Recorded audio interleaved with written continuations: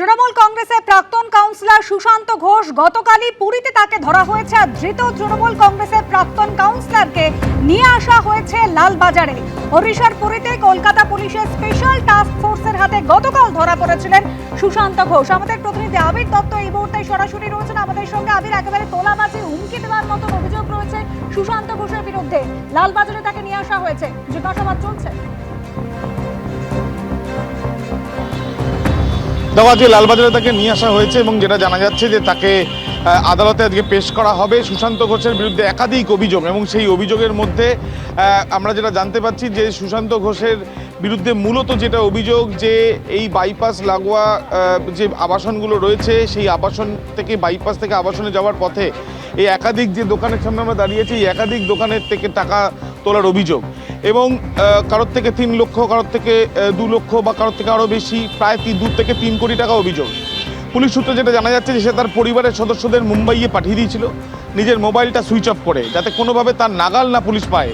কিন্তু এরপরেই বিভিন্ন টেকনিক্যাল অ্যাসিস্ট্যান্স নেয় পুলিশ এবং তার সাথে সাথে তারা জানতে পারেন যে পুরীতে লুকিয়ে রয়েছে সুশান্ত ঘোষ, 108 নম্বর ওয়ার্ডের প্রাক্তন কাউন্সিলর। এরপর তাকে ধরা হয় এবং যখন ধরা হয় জানা যাচ্ছিল সে ভুবনেশ্বরে পালিয়ে যাওয়ার চেষ্টা করেছে। অনেকে রয়েছেন, তার সাথে একবার আমরা কথা বলবো। আপনার থেকেও কি টাকা চাওয়া হয়েছিল, কি কারণে এবং কতটা?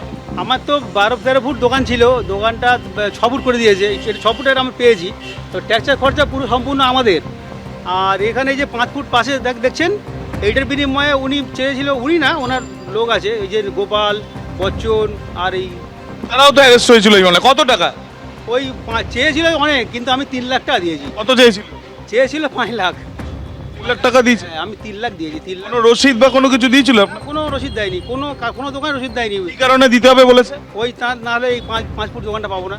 মানে এই যে এখানে আপনি যে বিভিন্ন সবজি রেখেছেন এই 5 ফুট জন্য 3 লাখ। 6 ফুটটা আমার পুরনো দোকান ছিল বলে পেয়েছি, কিন্তু ট্যাক্সের খরচাটা সম্পূর্ণ আমাদের, শুধু জায়গাটুকু ফ্রি। আর ওই যে এপারে যে দোকানটা দেখছেন 5 ফুটের, এটা আমি 3 লাখ টাকা কিনতে হয়েছে আমার।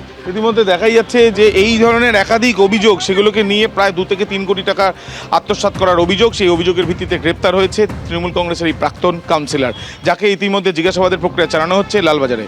তৃণমূল কংগ্রেসের প্রাক্তন কাউন্সিলর সুশান্ত ঘোষ গতকালই পুরীতে তাকে ধরা হয়েছে। ধৃত তৃণমূল কংগ্রেসের প্রাক্তন কাউন্সিলরকে নিয়ে আসা হয়েছে লালবাজারে।